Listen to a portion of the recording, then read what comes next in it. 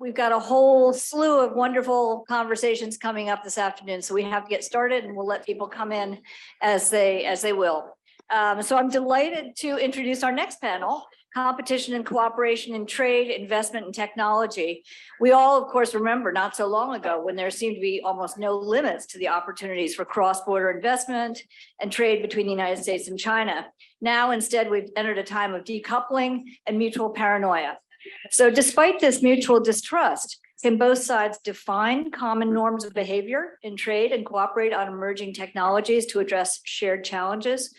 Or have we already moved into a Cold War in which such collaboration is impossible? We have four brilliant speakers to help us find some answers to these questions.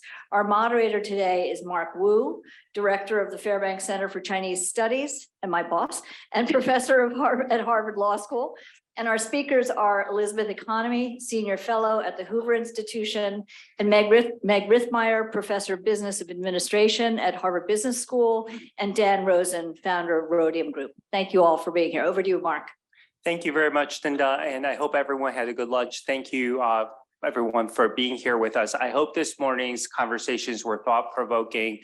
They certainly tee up this panel very nicely in terms of the fact that we heard from our Chinese speakers this morning, how this area, particularly with regards to trade and the technology restrictions, are at heart of much of the tensions.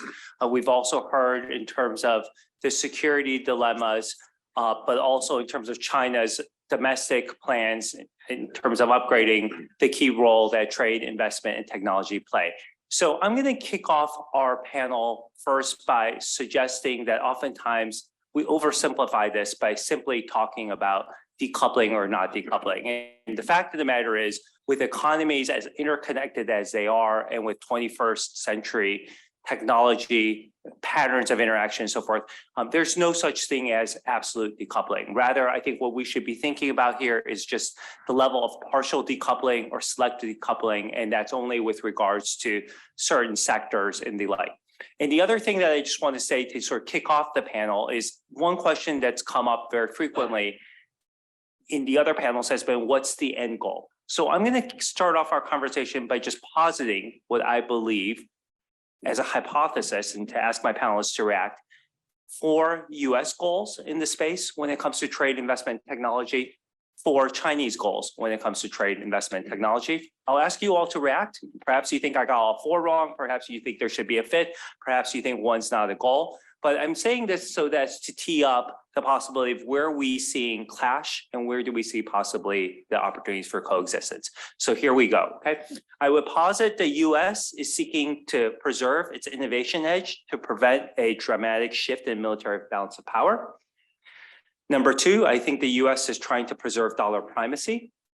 Number three, the US is trying to counter any new technologies that might destabilize the US as a society.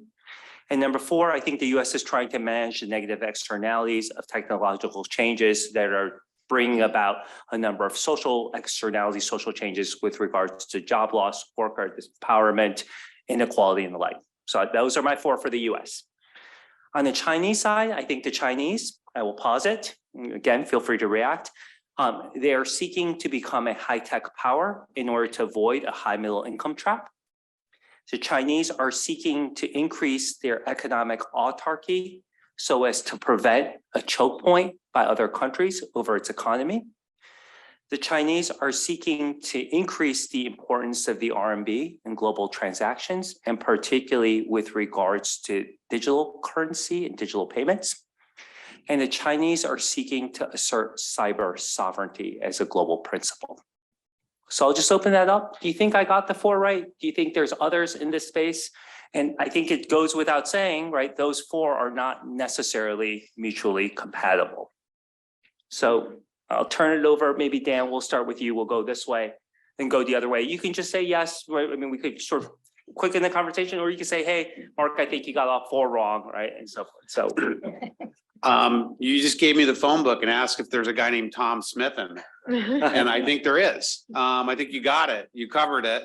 And then some. There's a lot there. The question is, among all those things, what is, most primary to understand what's animating everything we see happening in front of us here. I mean, underlying the framework you laid down is whether decoupling actually is happening and partial decoupling. And it is both in an active surgical attack on some things sense and also on a systemic level, right? The opposite of decoupling, engagement or whatever you think that is not a state of nature. It's something that has to be agreed upon between sovereign entities, right, that have different regulatory systems and all, and you have to work to create that interoperability. If it's not actively defended and protected, it will, tend to be reduced, especially in a dynamic environment over time, where what it means to be engaged, how intimately we are connected to one another, changes over time, and we've come to realize we're much more today exposed to other folks' choices than we were, say, 10 or 20 or 30 years ago. And so it's a very dynamic question. So you got everything there. If I could only pick sort of one thing on the American side, I would say it is an accurate observation that the core elite Chinese commitment to make headway toward market economy approaches to how to organize a society for prosperity, how to put the balance on economic welfare, that has hit a ceiling beyond which additional economic modernization requires some political liberalization, which is not yet accepted at all. And so that American concern is for systemic incompatibility. Professor Erickson said in the previous panel, what's the basis for cooperation in the security lane? We need to ask ourselves, is there still a basis? Has that changed? The basis for economic permissiveness from the US has changed because it was contingent on where Beijing was really trying to get to through painful and difficult economic reform that it did commit to and do over decades until pretty recently when it started to have second thoughts about it. On the Chinese side, I think your list of four does it for me. All that preoccupation with self-reliance, which of course will be elusive. China is forever more dependent on external sources of energy, food to feed itself. In technology, it is still a giant net beneficiary of an open global system, and it hasn't figured out how to replace that with domestic capabilities. It will not succeed in doing so. So trying to stabilize the benefits they're enjoying against the reality that they're not going to enjoy them, given where their politics are taking them. So I'm not going to go through each of the set of four. I think they're all important and they're great. I maybe just would add one, which would be on the global stage, that I think that there is a competition, right, around norms and standards when it comes to technology, when it comes to sort of basic economic model, something like the Belt and Road Initiative, as opposed to PGII. I think there's a broader global implication of what's happening in the bilateral relationship or what we're doing at home that then is reflected out, right? So the steps that we're doing, any kind of reforms and changes that we're making, we are all now trying to, gain our allies and our partners to adopt similar norms and standards and frameworks, right? We have the U.S. EU TTC. We've got what we're doing with Indo-Pacific in IPEF, the Indo-Pacific Economic Framework. China has its Belt and Road Initiative that's not just about hard infrastructure, even digital infrastructure development. It also includes, training other countries on cybersecurity, on how to manage the internet. So to me, I think, yes, all of these are important, but I'm also really interested in how what each country is doing domestically is being taken onto the global stage. Right. So I agree with a lot of that. And I want to just point out this fourth thing in the US goals that you said was manage the negative externality of technological changes and workforce changes, which is the way of saying, secure prosperity for Americans, which just sounds like a last bullet point, but that's actually the project, right, of a good society and how it's made. And so it's, it's a little bit about technological changes, but also about the dislocation that American workers have faced. And so, I think there's a lot to that. And I think that sounds right.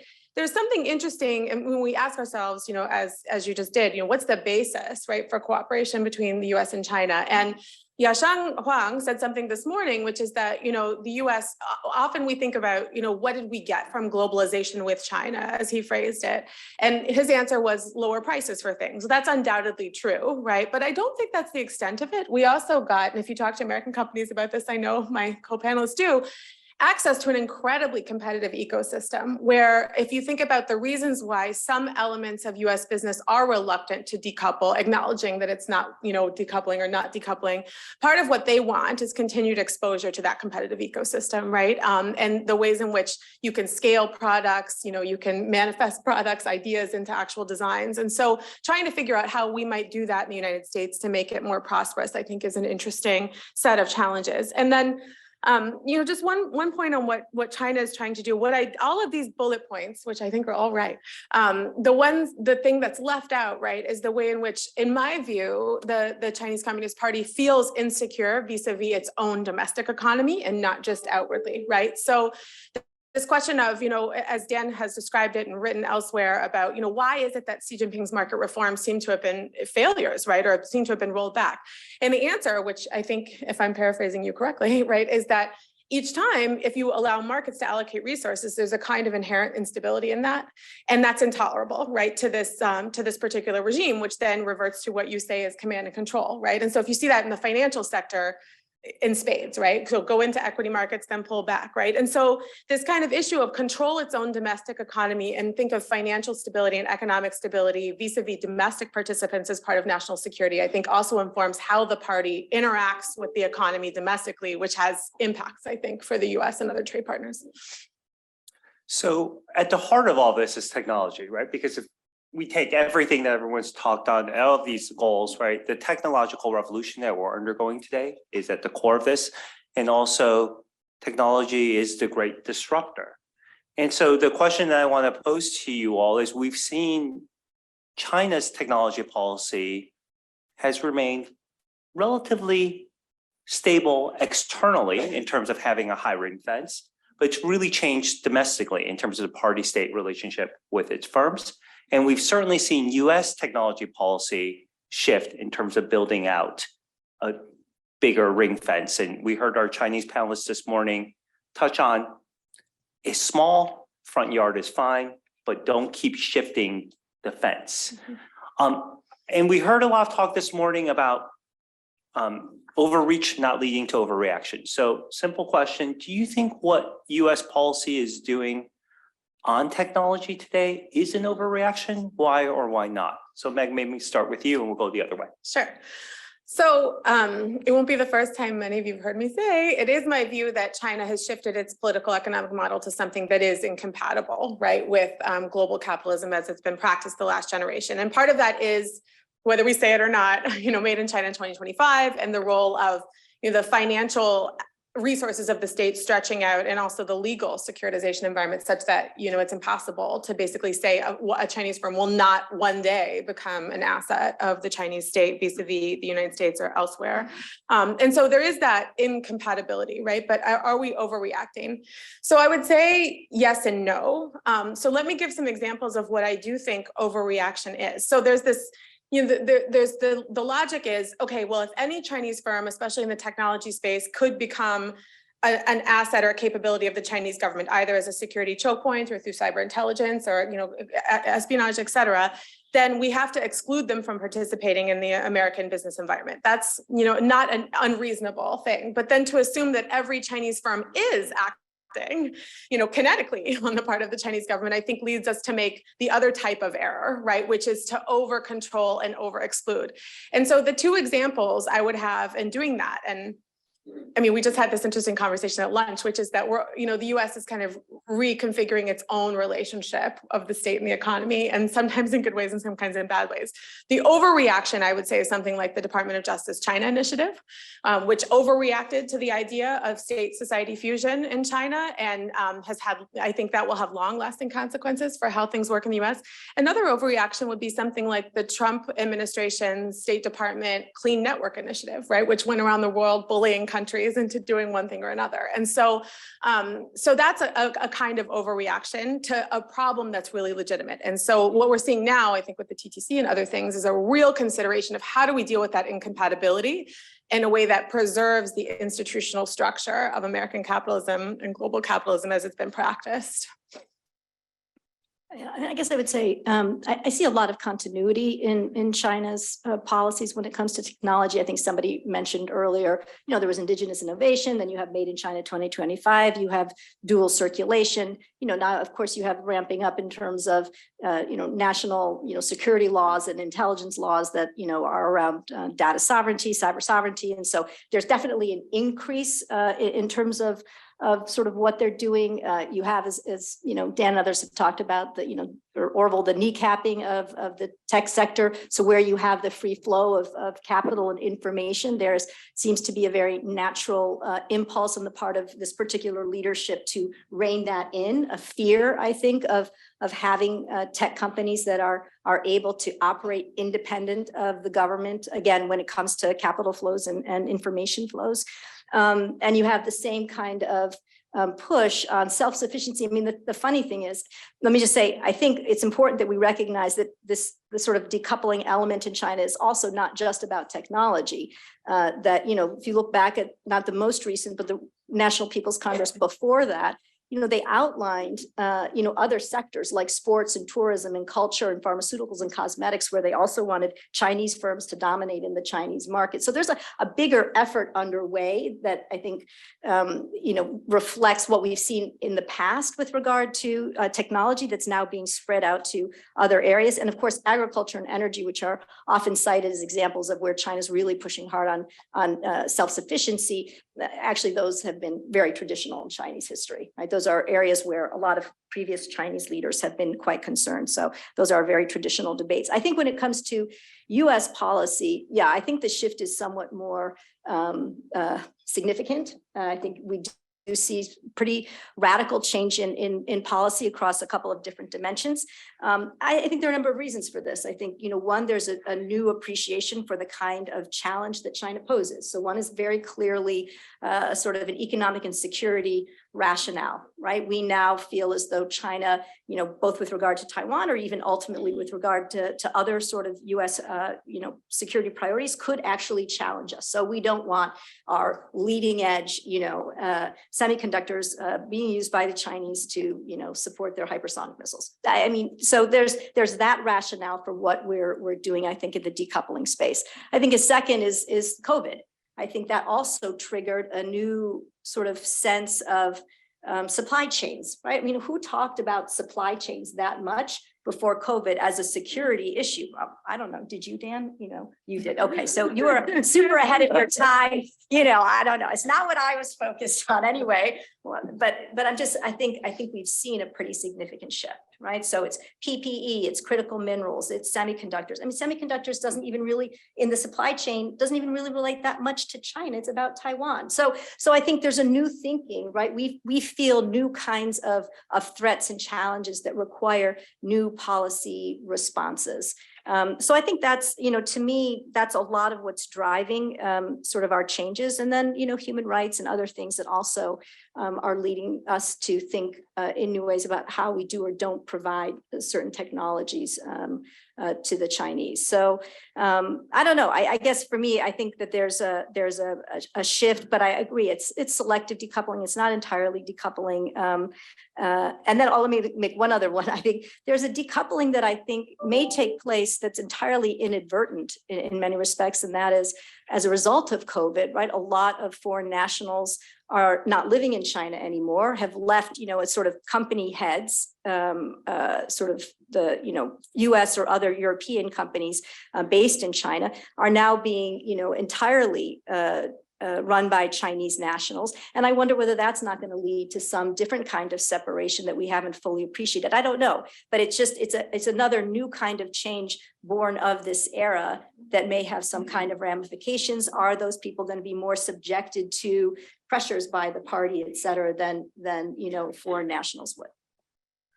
Mark, I just want to mop up one little remaining part of your prompt to us. Whether the fence around the small yard can be stabilized, defined, and like, can we fix it so that it's more predictable?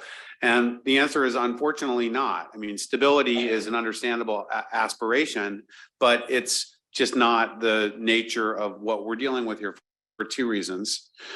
First, technology is not stable. It is rapidly evolving. And really, someday, I think when we look back at the past 10 years, one of the observations that'll be made is that the pace of, like, every now and then in history, technology really zooms fast and it overruns the headlights, if you will take the metaphor, of government's ability to be comfortably on top of the security dilemma. So it's government's job to make sure that we are accurately measuring and dealing with vulnerabilities so that they don't get so pronounced that our ability to generally take a permissive stance to our world has to be shut down a while we catch up to security dilemmas and concerns. And that's in a sense what happened with the spike in technology evolution over the past decade. That's far from complete. There are vast changes to take place in our lives in the years just ahead. And the fences, their nature and the size of the yard is going to need to be dynamic and adjusted all the time in light of that.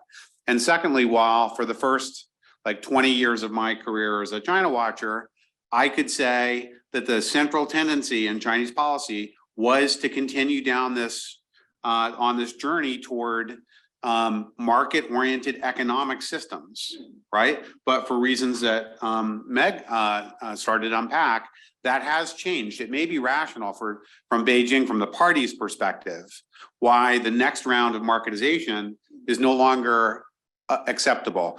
Nonetheless, it's unclear what that mix, that sort of, a foundational drive of Chinese policy is really right now. And so even if we understand the technology, we cannot be as confident as we were about how those technologies are going to be used by the state in the context of markets by the Chinese in the future. And so, sorry, no fixed definition of defense possible. It's going to have to be dynamic, and we need to accept that, all of us. Can I just, and let me add, I completely agree. I think it's a really important point that is often ignored because everybody wants to have that fence that's fixed, and business often asks, please, just give us clarity and consistency, but it's really hard when technology is changing. But I think what it points to, at least for the United States, is a real need to have an ongoing dialogue with the private sector about where we see things going, what are the new challenges that are emerging, what should they be paying attention to and looking for down the line, to the extent that it can be done. I was going to say the same thing, and to add, even though the nature of something like the list of emerging or foundational technologies, right, or critical infrastructure, critical technologies, that's going to have to change with technology, right? But the refrain, I think, to our Chinese counterparts should be, we institutionalize the decision-making processes. That part of defense building is pretty stable and predictable, and we communicate it really well. So whether we institutionalize it in things like, ECRA, or constantly understanding, right, what the entity list is, or the TTC, right, to emphasize, we want adaptable institutions, actually, but it's not a random process, right? It's a process that should be legible, both to the American business community and to counterparts in China. And so emphasizing that it is institutionalized defense building, even if the fence itself was not going to be stable. So we have a near consensus amongst all of you, right, in terms of the fact that the recent policies, the semiconductor executive order, but also possibly additional measures that may be taken, as we heard this morning, in other sectors. This is a rational as opposed to an overreaction, at least the panelists here. This leads me then to a question, oftentimes you hear from the Chinese side, well, what types of actions or market actions, or even this morning, Arthur Krober highlighted possibility, right, for China to really sort of pick up its economic challenges. It may need to undergo another series of market-oriented reforms.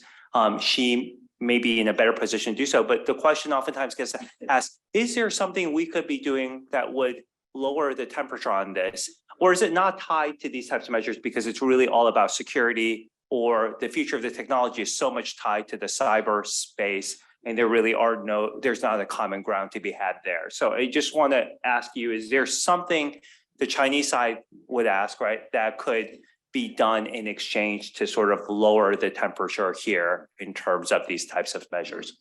Anything come to Well, I mind? mean, look, I think probably Liz, Meg and I all are in consensus that the techno-specific policies taken by the Biden administration lately are pretty well fit to a reasonable understanding of the situation. But if you were to do a content analysis of American discourse on China, would that be representative?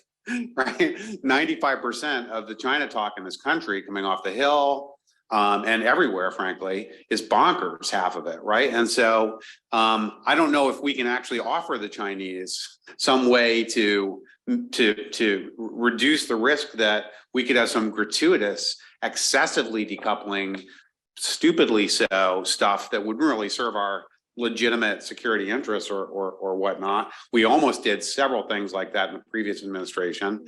Who knows, right? So, I mean, that's quite a giant problem. And if we could find some way to, bound that a little bit in our domestic conversation, I think that would be a terrific accomplishment. I don't know if we can really offer that, though, as a democracy to our Chinese friends. Liz, can we fix that? Yeah, I think, let me offer a slightly different point.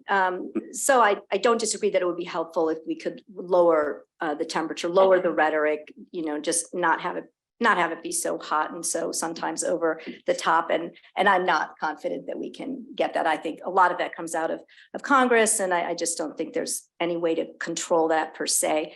But I guess I might offer the point that I think what Xi Jinping decides to do has very little to do with whether or not we lower the rhetoric, the temperature, or anything else, because the temperature was not high in 2012, 2013, 2014. It's become hot now. And he started taking those steps and making those actions that have led to this point in terms of the Chinese economy back then. And I know you make the argument, Dan, that it's been reform push and then a step back, reform push.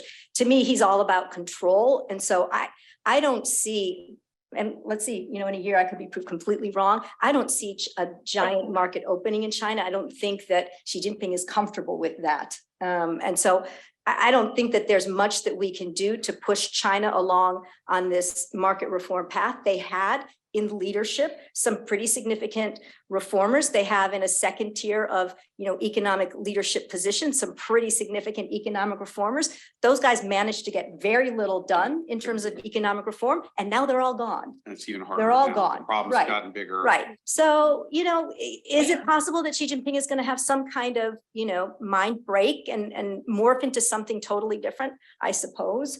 But I just. Next we go to China, only she can go to the market. Yeah, there's that. Exactly. But I'm not optimistic. I would agree. The only addition I would have to this conversation, right, is that sometimes, if we can't control what congressional leaders say, and we can't control, and we've all heard things like, well, the easiest way to sell this was to say it's about China. And so I just sold it. And that's, you sort of wince when you hear that, right? But we can control, I think, or someone can control, right? What actual members of the administration say, right? And so the issue is, I don't think that Xi Jinping will initiate some sort of market reforms, right? But I don't think it's good if he thinks that there's no way the US will ever let them grow, right? And I've heard someone say, it's his view, no matter what we do, the US will never let us grow. And so, some of you were having this debate this morning, will China overtake the United States? The point is, it's okay to be the second largest economy in the world if they do. It doesn't necessarily change our standard of living, right? So this commitment to, we can't let China beat us in every sector, to me, that's really counterproductive language. And so to make clear that it's not about economic containment writ large, right? It's about, there are certain security realms and there's a certain level of securitization that is incompatible with our economy. But if you want to grow with China and become prosperous, the world wants that for you, right? Meg, we have said that. Since the 1980s, 90s. I remember working on global climate change when the narrative in China was that what we were trying to get them to do with regard to climate change was just our effort to contain them economically because we didn't want them to grow. I think there's at least in some parts of Chinese society, a very deep sort of sentiment that this is what the United States is about. I don't think anything that we can say will change Xi Jinping's mind. It could have, I think, empowered potentially some of those reformers who no longer exist. So maybe if the Chinese economy tanks and then that, I don't know. I'm less optimistic that we have much What's the ability. scenario? No. If we have much ability to truly to shape. Yeah, where China goes, let but- me just unspool that Yeah, for you, where okay, you, you do that. I actually do think China will turn back to something more recognizable as a market, reform agenda out of necessity, because as hard as that seems for Xi Jinping, who did put it on the table in 2013 or let his people put it on barely, but Barely. you know, enough to keep me at the party for another hour or so. But as hard as that seems, you know what's harder? China contenting itself with 1 to 2% a year GDP growth for the next decade, which is not enough to stay over stall velocity with 600 million people waiting their turn, But or they have a 700. great surveillance apparatus Yeah. and repressive apparatus that can kind of take Yeah. care maybe of those 600 million people living on $150 a month. See, we for the got next some 5 to lovely 10 pictures, you starving to death, you know, there you Yeah. go. I don't know, we'll see.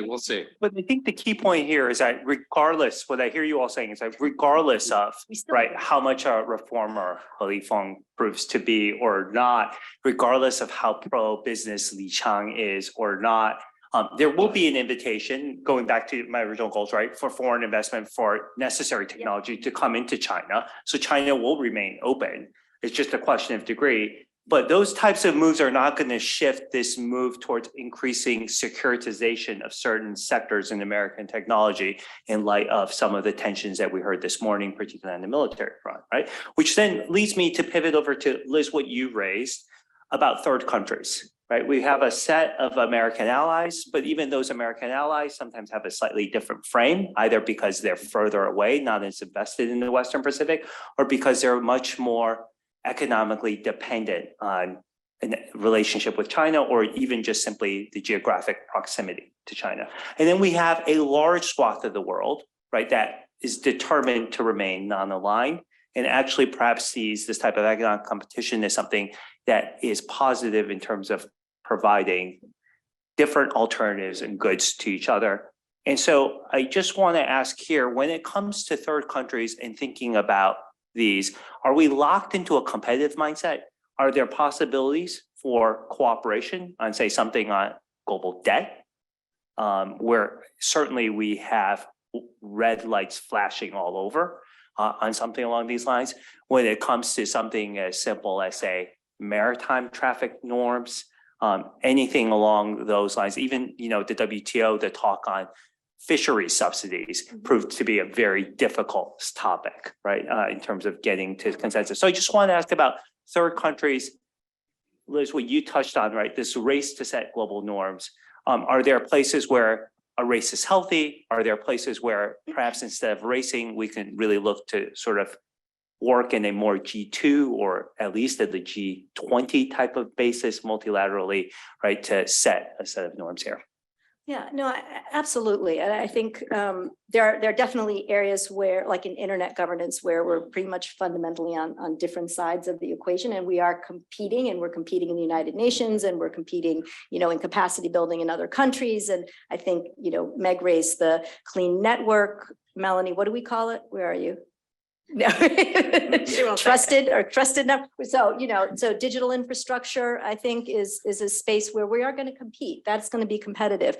But sure, and I think, you know, look, the administration has put out there a number of areas, and I think they were discussed this morning as well, you know, around climate change. I mean, we're trying to work on illegal and unregulated, unreported, or maybe I got those two used backwards, fishing. You know, I can tell you that the Commerce Secretary, Gina Raimondo, met with the Chinese Minister of Ecology and Environment, and we started talking about cooperation around marine plastic debris. There are lots of areas, right, that are related to sort of economic development, you know, or externalities from that, where I think we could be working together more. I will point out that simply because of Speaker Pelosi's visit to Taiwan, China just, you know, canceled all of the major bilateral discussions. And so it's really difficult to work with a country that simply says, well, you know, your speaker went to Taiwan, therefore we're not going to talk about climate change. That's hard, you know, hard to work together, to cooperate and to collaborate when that's the mentality and the approach. So, China has many red lines. It's not simply Taiwan. And we've seen that with, Australia and COVID and the boycott. And there are lots of different ways in which China tries to exert, leverage and pressure that are quite destructive. And I think this is one of them.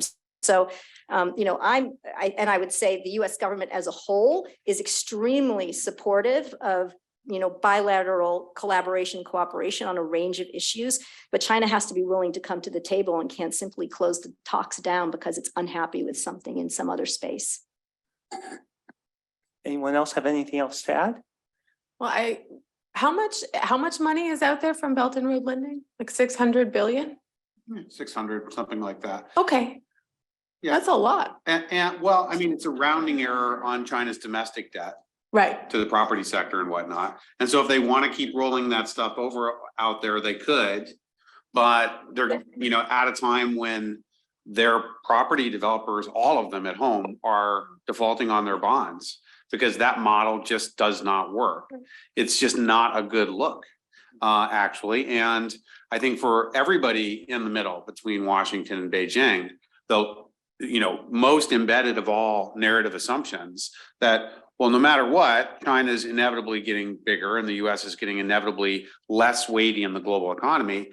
That is now in play. That's now debatable. It really very much depends on whether China can work through these urgent domestic fundamental economic unattended to problems that at the beginning of Xi, and this to his credit, whether was market oriented enough, he did acknowledge right in 2013 that if we don't get this stuff fixed, like center local fiscal reform, so local governments don't pay for healthcare based on selling land to property developers and they don't have any other choice, we are going to be in a blind alley. We're going to be in deep trouble. 10 years later, they're in a deep blind alley. They haven't been able to fix those things. They've pushed it all down the road. And until they do, their global pulling power vis-a-vis swing states, third countries erodes. I mean, I was just going to say, now it's a bit of like a presidential debate because I don't remember the question, but I have something to say. But maybe it's around, so it might be a rounding error domestically, and I agree with everything you just said, but from the perspective of the countries that have borrowed some of that money, it's not, right? And nobody wants to see a test get, so to be clear, Sri Lanka's fiscal crisis came from its international sovereign bond sales rather than from debt to China. Nonetheless, nobody wants a bunch of countries experiencing July 2022 in Sri Lanka, right? China, it's not good for China, it's not good for the US elsewhere. So like this whole issue of how is the sovereign debt going to be unwound, it seems like a profound area for cooperation. And I think it would be terrific if that cooperation started with the borrowing countries getting together and thinking about, rather than having the US run around and say, you've got to negotiate with China like this, or you took too many bad loans from China and you were opaque and you were so naive, right? Instead, encouraging them to do it themselves. And then the second thing that I want to say that's irrelevant to your question, which is that, everyone's obsessed with this issue of, can China state mandate technological innovation to get out of the upper middle income trap, right? That's an interesting question. The other interesting question is China is trying to have a modern financial system without rule of law, right? So to Dan's point of like, can you have the next round of political, of economic, advancement without a financial sector? I don't think you can. And can you have it with the institutions that China has? I don't think you can, right? And so they have to work out not only in the fiscal sector, but also in the financial sector. And when you think about this problem of, the retirees in China and how they're going to finance old age insurance, that may be an opportunity for eventual, not this year, right? Not maybe in 5 years, but maybe in 10 years to say, look, we're going to need global finance to figure this out, which may initiate some sort of opening, right? And resumption of openness to market reforms in the financial sector. But it's a pretty big conundrum, I would say.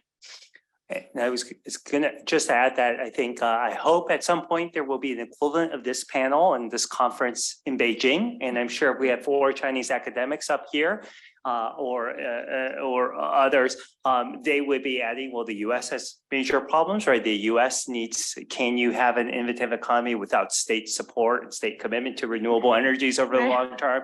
Can you deal with this without US debt problems and so on and so forth? But the fact of the matter is, as I stated at the opening, both sides are very confident. And I think this panel, I hope, has given you all a lot of food for thought about the limited possibilities of coexistence, but the need to manage the type of competition and trade, investment, and technology. So let's open up to questions. Again, there's a microphone in the middle of the room. For those who have questions, if you could please identify yourself and please end a question with a question mark. Thank you all very much. My name is Melissa Zhang, and I'm an MPA a Kennedy School student and an entrepreneur in the energy space.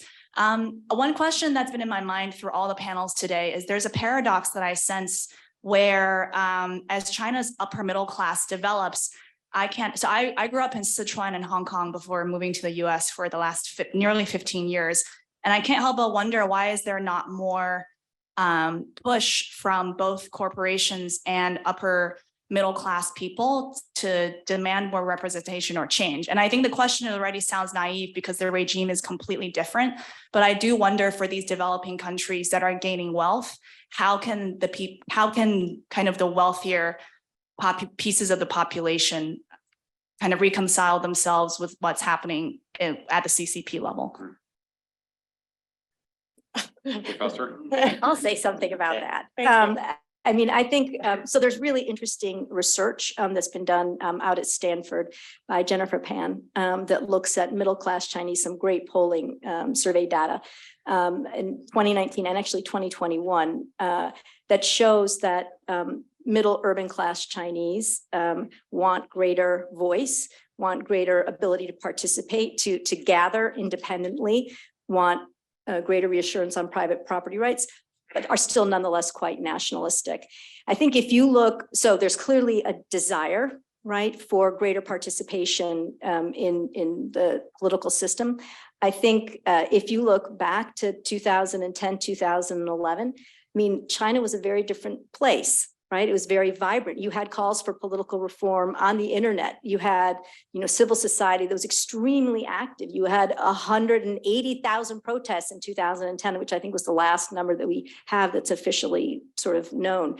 In the streets, lots of environmental and stuff. I mean, there's a very natural progression that's, was studied by was Ray Engelhart, somebody correct me if I think it was Raymond Engelhart, right? The political scientist that showed that as countries get wealthier, the middle class develops and they want greater voice. So how do they reconcile themselves to this? I think for a lot of them, they try to leave, maybe they go someplace else. I didn't say that. So I think that's right. I mean, I think that's a big part of it. But I also think we were having this discussion a little bit at lunch. What would it be like? Can I say this? Who was with me at lunch? What would it be like if you had a president that you really didn't like, right, in the United States, who was going to be there, unnamed president, that was going to be there, and you couldn't get rid of him ever? What would you do? Right? What would you do? And I think for a lot of people, you just kind of go into yourself and have a sort of a smaller life, but you try to create some private space for yourself, but you're not going to try to challenge the system. Right. So I think, to me, those are kind of the two options. I'll just finish by saying that, a lot of us have our Chinese, friends and colleagues like Jia Daozhong and Da Wei. And I think we've seen over the period of Xi Jinping how much narrower their space has become to offer their own perspectives, their own views. Many of them will simply say, I don't, even if I'm tasked by the government to offer a perspective, I won't, because if it differs from Xi Jinping's, then I'm, going to be in trouble. So to me, those are the options, but I'd be super interested to hear from actual people like you. The only addition I would have is that, Dan and I sometimes think we're the only people who can read a balance of payments. But if you look at the Chinese balance of payments, right, you look at, for all the period of 2013 to 2018, for all of the books that were written about what is China buying the world and Chinese foreign direct investment, errors and omissions, meaning money going out of China in suitcases, exceeded that outward foreign direct investment or equaled it every year, which tells you a lot, right, about what people think. And the classic, you're talking about the modernization theory, right?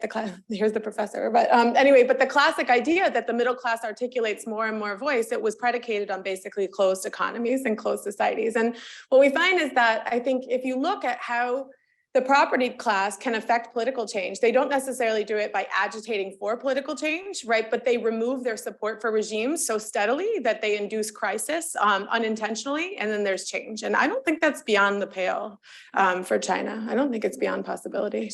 I would only add that until 2021, all these years, if you're middle class or above urban Chinese, your net wealth has been booming.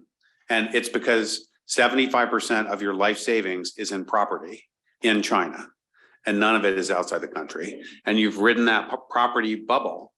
And 2022 is a special year because the bubble is done.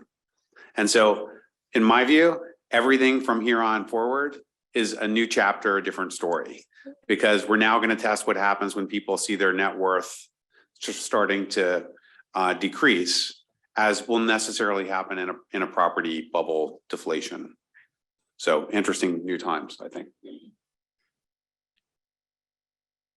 Good afternoon. Thank you very much. My name is Cristian Rodriguez Schifel. I'm class of 2013 here at school and a fellow now at the David Rockefeller Center for Latin American Studies here at Harvard.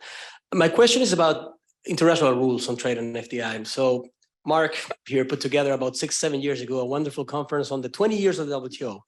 And I think 2/3 of the conversation went around the Trans-Pacific Partnership, TTIP, the U.S. China bilateral investment treaty, and the WTO, of course, which had a functional adjudicatory body at the time, et cetera. Fast forward to today, I don't think on any presidential candidate in the U.S., trade agreements or reinstating the WTO beyond being the capacity building institution is going to be on anyone's agenda.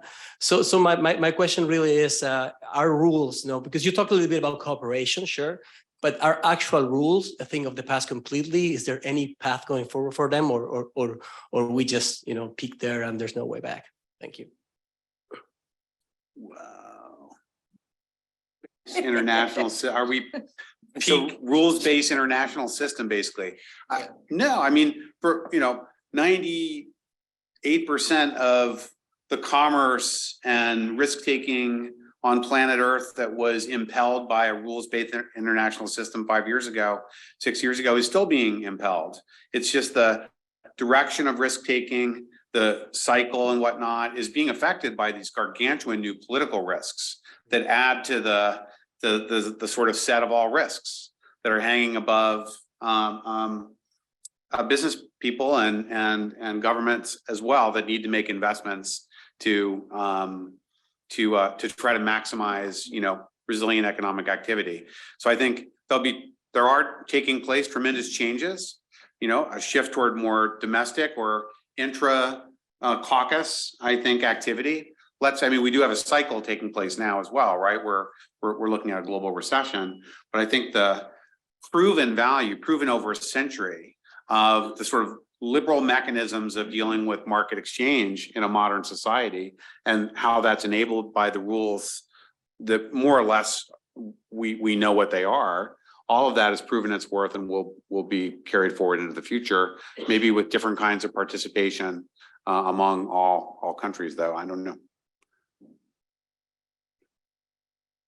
That's optimistic. Anyone else wish to weigh in?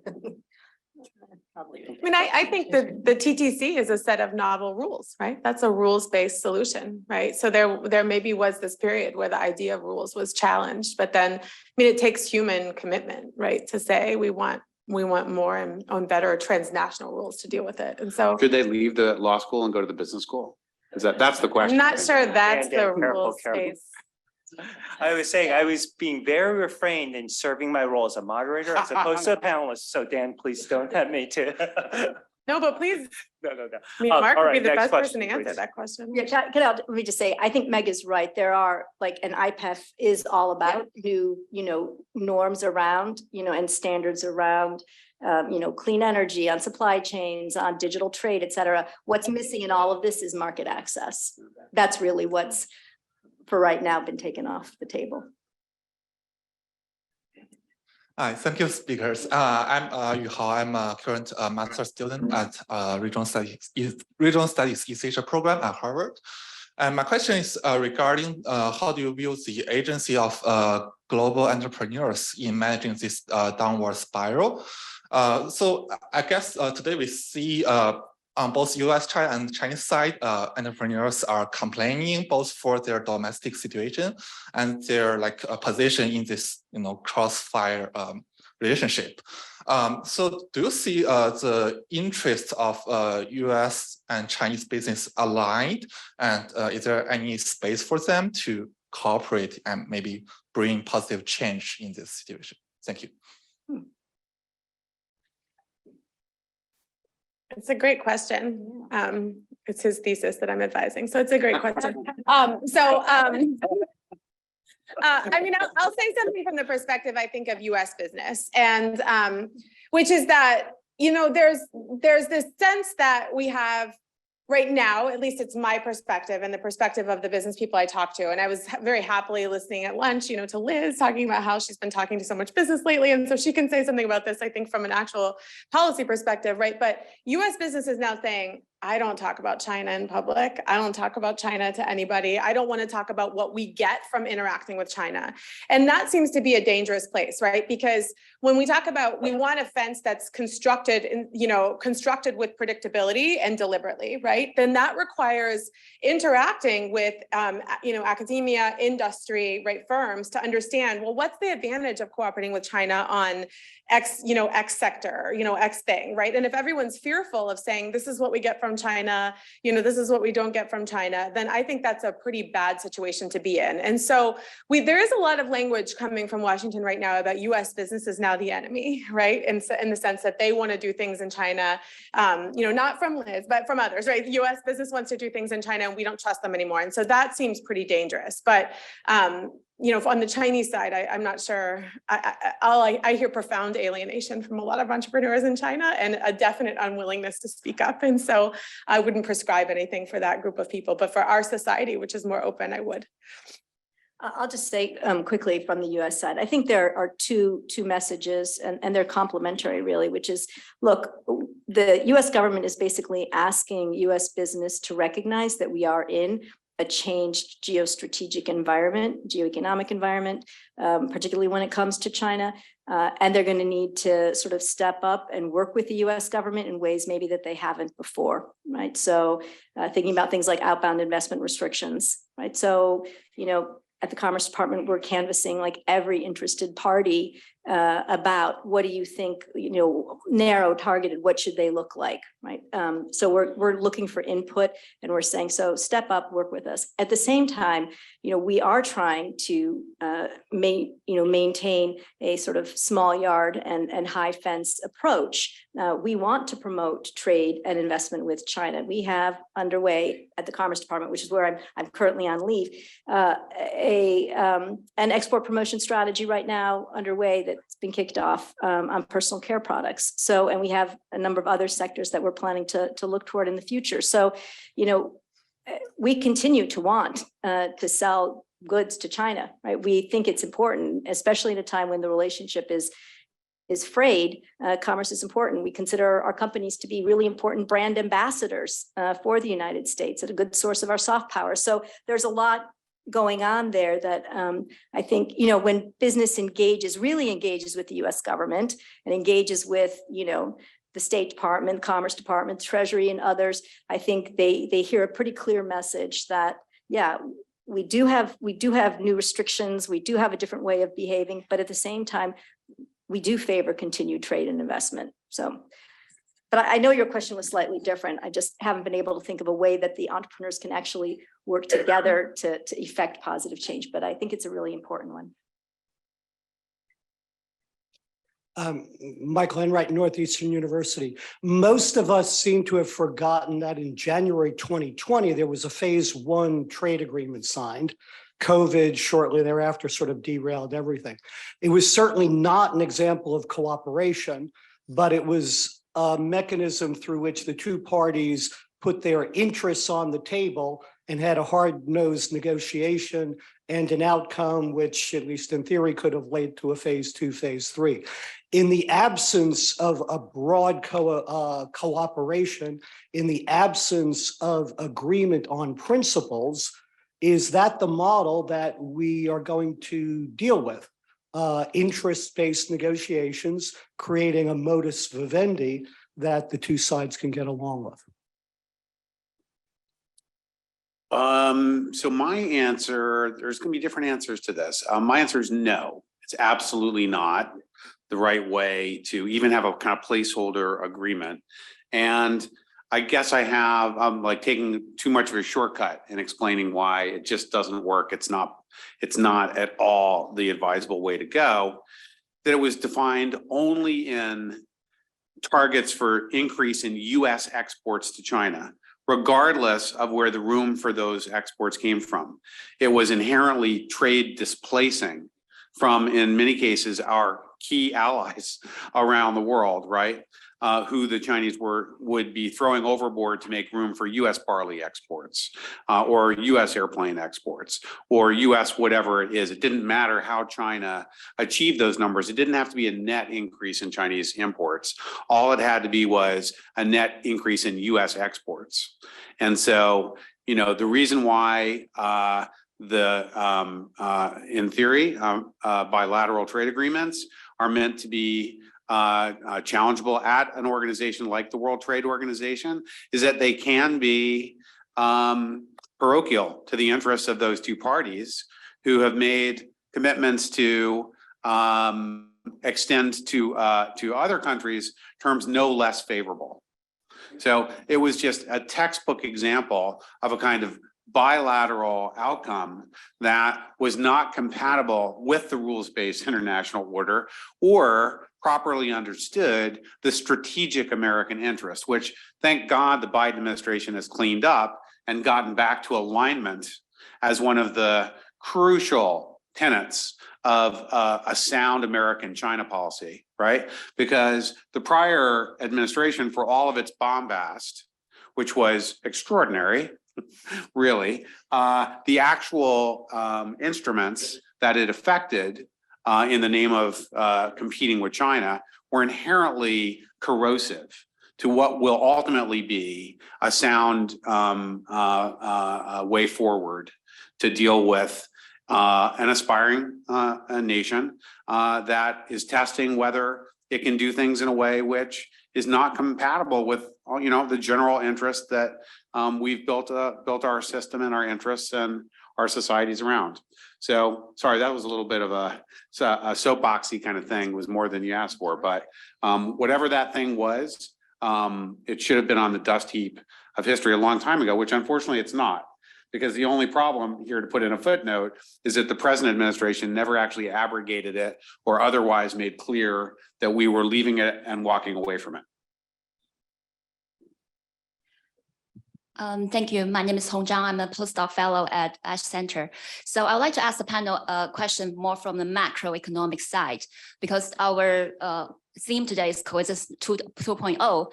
And when we think about Coexistence 1.0, one way to describe it was U.S. was acting as a global last resort, consumer of last resort, while China was acting as a global saver of last resort, where the Chinese economy built on the export-oriented model and built up the foreign reserve, and then buys U.S. treasury bonds to subsidize U.S. consumers in a way. But today, of course, the picture is very different, with China also moving to a consumption-driven growth model, and also Xi Jinping increasingly talking about dual circulation or internal circulation. So China is probably not going to play that role of global saver of last resort anymore. So what would the Coexistence 2.0 look like in the global macroeconomic sense? Nobody ever asked China to play that role of saver of last resort. In fact, I think most macroeconomists have been pounding on Beijing for a decade and a half for oversaving and the need to move faster toward ceasing this policy of hoarding saving at home to reduce borrowing costs for privileged borrowers, generally state-owned enterprises, right? And justifying the whole thing by lowering some consumer goods prices for American consumers and other consumers. That's not a framework that anybody agreed to. You could say that tacitly it was sort of accepted, but nobody in the economics community has ever been comfortable with it, I think, as a model for the international system in terms of balance of payments and a kind of macroeconomic framework. Mostly we've been like pointing out how problematic that is, that inherently it's going to be a more and more painful adjustment process when we get to the point where it starts to break down. And well, we're certainly there now, I think. Thoughts? I wish Larry were here. He would have something interesting to say about it. But I mean, I do think it seems like macroeconomically, right? So China, the hard part is that China wants to become more of a consumption-driven economy, but it has a hard time doing that, right? Partly because it seems to be incapable of making the domestic reforms that it needs, right, to make, to induce its population to feel good enough to buy things. And so it's not clear that, you know, within China, that fundamental model has changed very much, but certainly what China is doing now, and when we talked a little bit about the defending the dollar primacy, that doesn't seem to be a problem in the short term at all, right?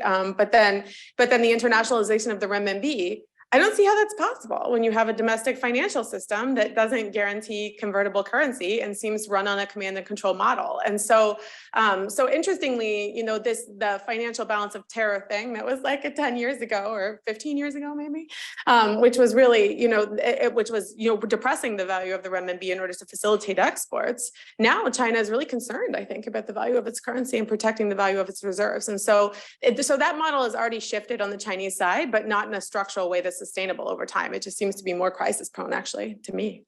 It's really pretty easy if you, and Meg, you were talking about this before, you know, you can't really take the next step in modernization unless you allow the financial system to go through an upgrade.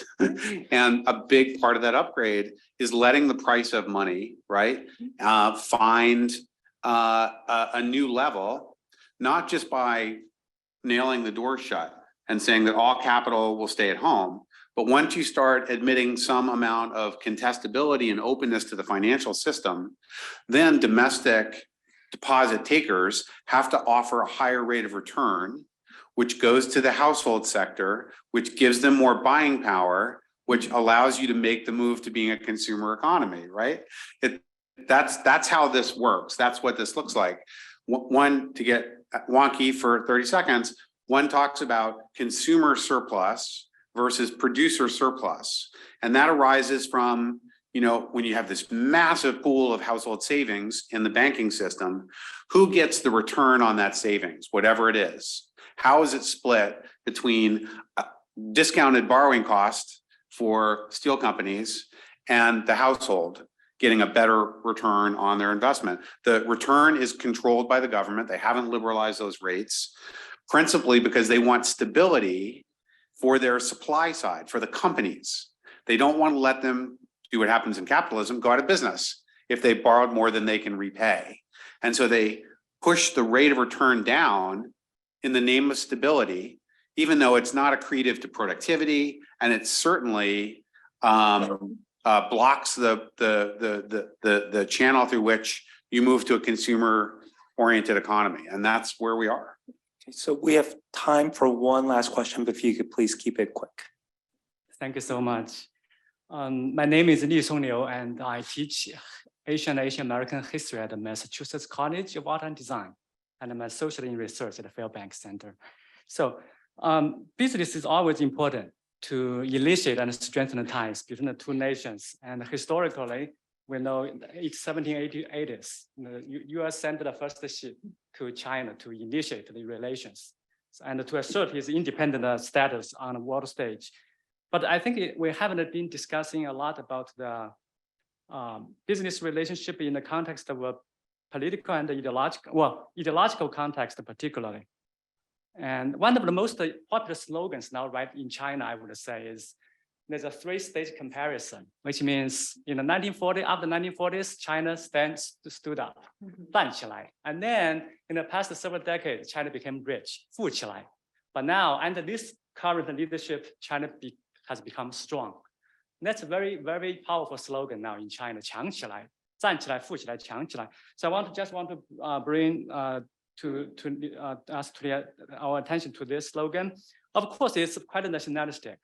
But I think it's also based on this century-old sense of national humiliation. Now is the time for China to revive to its historical and legitimate status. My question is this: I think this is closely related to the sense of this cultural sense of being humiliated, racially marginalized. And compared with, based on my readings of the Chinese writings, there's always this comparison, current China with Japan in the 1980s. So when Japan's economy took off, but Japan would be viewed as a threat, both economic threat and a cultural threat and a racial threat. So I wonder what you think about that comparison. That's why in the Chinese, I think the public felt a bit indignant. But I think we also mentioned the China initiative. Thank you so much. How can the business world, what can the business world do to reduce the harm of the historical legacy of this racism, colonialism that we can see now in the United States, this charge of the Chinese scholars, scientists at the whole society level as spies. So I think this is how to place the business competition in this broader historical and ideological context. And I would like to hear more about this. Thank you.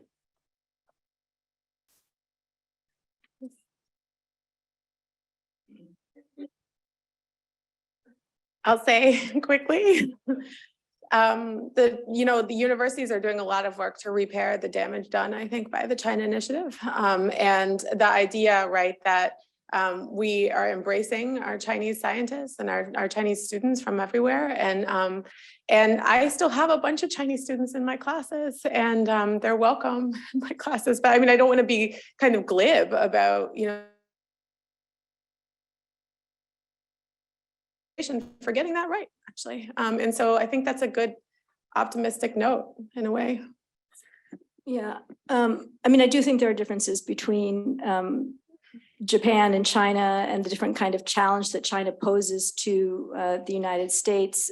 But I don't think we want to, go down that's too long a discussion. I will say on the China initiative and what we should be doing, completely agree. And we had a really great set of discussions, a number of us at MIT yesterday, which has just come out with a China strategy report for MIT that deals with research integrity, and it deals with, how we should be thinking about collaboration science with China. But also we heard from a number of Chinese scientists quite directly, Chinese American scientists, very directly about racial profiling and being stopped in airports and this kind of thing. And I think for both, Melanie, who's in the audience, who's at the State Department, and for me, working in the Commerce Department, we are definitely taking this back to our leadership to get some action on this. I don't think either of us realized that these types of behaviors were continuing, and they clearly need to stop because it's not enough. And I think, every Biden administration official, when they talk about China, and if you look at Tony Blinken, Secretary of State Blinken's speech, very clearly decry, and the president himself as well, very clearly decry any kind of hate or hate-based action against Chinese and other Asian Americans. But it has to be backed up by all the other steps. And so I think, it's profoundly important for us to have those, discussions to understand how these things are playing out on the ground for people, because, it's the last thing that we want to see. I think it's an important note on which to end, and just a reminder that what came up this morning, the strength of the United States in this competition is its ability to attract people from around the world. It's living truly to those values, and its ability to sort of combine that is what's at the heart of this economic system. So with that, thank you to Meg, Liz, Dan, and to everyone in the audience.